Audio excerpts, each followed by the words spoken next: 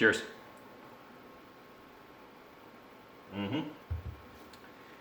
Hey, what's going on, guys? As you can see, I'm coming to you from my new workshop. My family and I just moved to Dubuque, Iowa from Tonawanda, New York.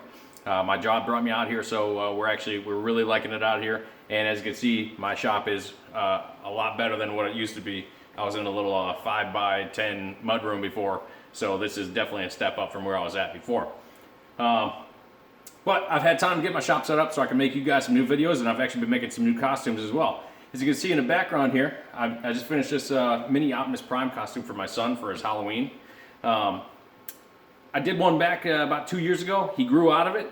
As kids do, they grow pretty fast. So I had to get a new one going for him. And this one is 10 times better than the last one I did. Now that's mostly because I've been doing this for a while now, and I've picked up some new techniques, some different ways of doing things. And I'm going to be kind of passing those things on to you. As with anything, the more you do it, the better you get at it. The more you practice, the better you get at it. So that's kind of, it's coming into play with my costumes a little bit more than it was before. So I'm going to be passing that stuff on to you, talking about how I get those little details and, you know, a couple little techniques. So it's going to be a couple different videos. Today's video I'm going to be talking about rotary tools or Dremel. I use a Dremel. I'm not being sponsored by Dremel, but Dremel, I'm here. Just let me know. I'm ready. So we'll be talking about the Dremel today, and then probably next video I'll go over a couple different things, a couple different techniques.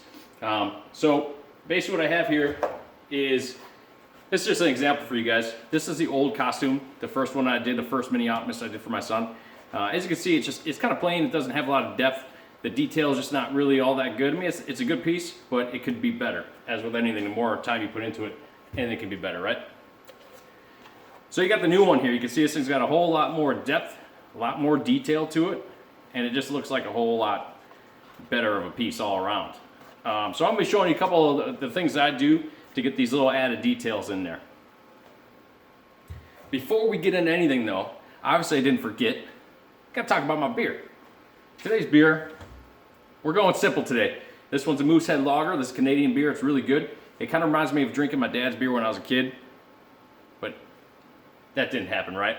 We never did that kind of stuff when we were kids. All right, so today we're going to be talking about the Dremel, right? But before we start talking about that, let's talk about safety. You know, cosplay it's a great thing, but is it worth risking your health over? Probably not. So let's make sure we're always taking care of ourselves and wearing proper safety gear that we need to wear. So anytime you're doing anything that's going to be creating dust, I always want to have some sort of a respirator on hand, a particulate respirator, catch that dust. You don't want to be breathing that stuff in. And anytime you're doing anything that's going to be possibly flinging metal pieces or foam pieces or whatever kind of pieces in your face, you want to protect your eyes, wear a pair of safety glasses. They haven't started fabricating new eyes for us yet that I know of, so let's act like they're not doing that, and let's just take care of ourselves. So let's get into this Dremel stuff. So there's all kinds of different bits that you can get for Dremels. You could get these little grinder bits here, or I guess kind of wire wheel bits. They work pretty good. You get some kind of like, I guess, routing bit type things. I don't know the names of these things. I just use them. You got the stone bits. You could do a couple things with those. And then you got your sanders. I use a sander probably more than anything else. I use it to sand up a lot of the edges, make it clean, so that when I put those seams together, they look really nice and smooth. But really, a lot of this stuff, you can use these. I have a couple different little pieces here, but these will actually turn into all kinds of different effects depending on the way you use it, the way you hold your Dremel or rotary tool, whatever you got. It's going to change the way that it looks. So that's what we're going to be going over. A couple things here. First off, this flexible shaft here for the Dremel, it's absolutely amazing. It makes everything a lot easier. It's kind of like just like holding a pen here, and you get a whole lot more detail, and it's a whole lot more comfortable. I would highly suggest getting one of those, because if not, what you get is you got your standard Dremel. This thing's great. The issue that you're going to run into is eventually your hand's going to get tired from holding it like this, especially if you have a lot of detail stuff you're going to be doing. Yeah, you're gonna wish that you had that flexible shaft. So make sure you pick one of those things up. They're not too expensive. They're like 30 bucks or something on Amazon, Lowe's, Home Depot. They have them there.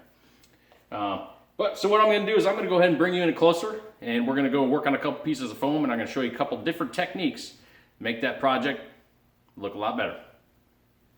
All right, here we are.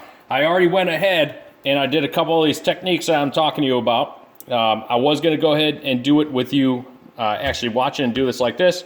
But, you know, safety's at risk, and I wouldn't have my respirator on, and I didn't want to do that. So I just went ahead and did these pieces up for you in advance, and I'll go over each one of these marks and a couple of little cautions for you as well.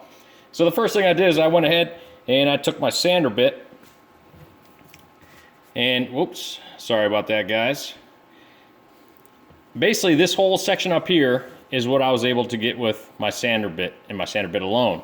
So if you hold this thing at a 45-degree angle and you go like this slowly, just back and forth, don't go too deep, and then do another one, and you do another one, it kind of looks like a vent. I have a couple of these on my transformers. You clean them up a little bit more than that. As you can see, I got a little bit of a piece hanging out there, but that's okay. But that looks really good. Another way you can use this sander bit, if you hold it on here flat, just like that, depending on how hard you push, you'll get these nice, perfect circles, which are a great little detail piece. If you have a piece that, say, you got some battle damage, like you had something blow up on it or something like that, you can use a Dremel for that as well. Some people like to use soldering irons, which also works well. But for that, you just take this thing, 45-degree angle again, do some slits, and just each direction, and you'll get kind of a battle damage star type, whatever you do. Obviously, I just did this as a little example for you to see. Another thing you can do with this, you can go ahead and hold it at that 45-degree angle again and get some slash marks, like you get hit with a sword or something like that, or maybe a bullet zinged off you. That's a pretty cool one.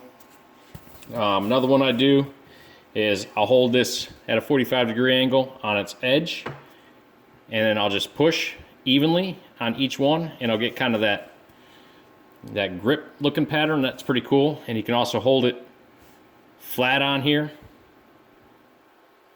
get those.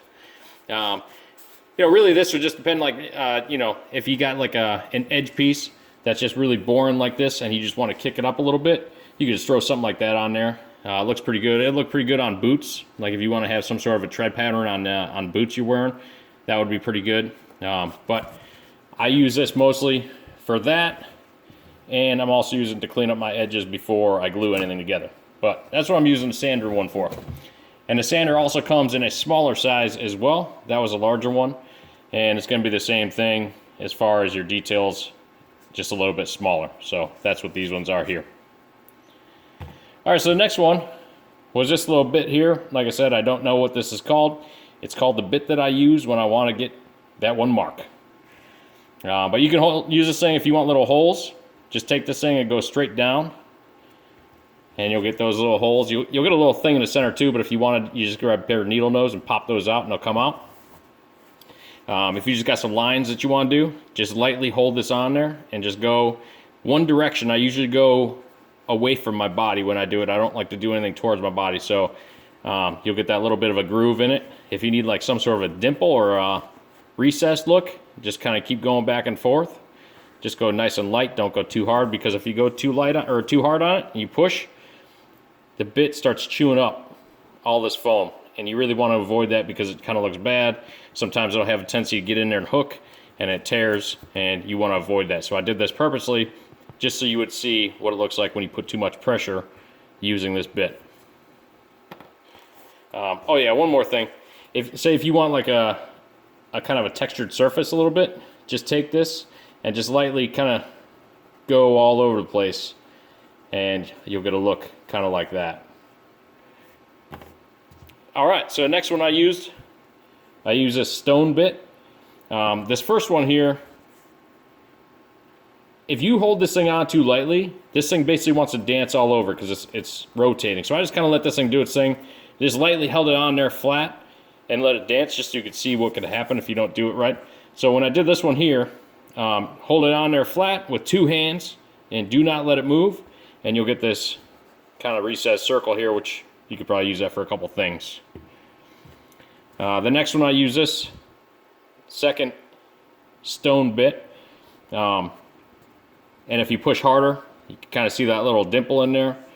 Push a little lighter, and you get that one right there. But that's with this bit. And then this last one here, I think it's still on my Dremel, it is. This last one, I just used a wire wheel. Say if you got another textured surface that you want, you just kind of move it back and forth. If you need to do some deeper grooves, that's what that's going to look like right there. But these are a couple different ways that you can get that added detail that you might be looking for on your project. Just spend a little bit of time, see what works for you, what doesn't work. You're always going to have plenty of scrap foam laying around, so just grab a piece when you got some time to kill and just see what you can get.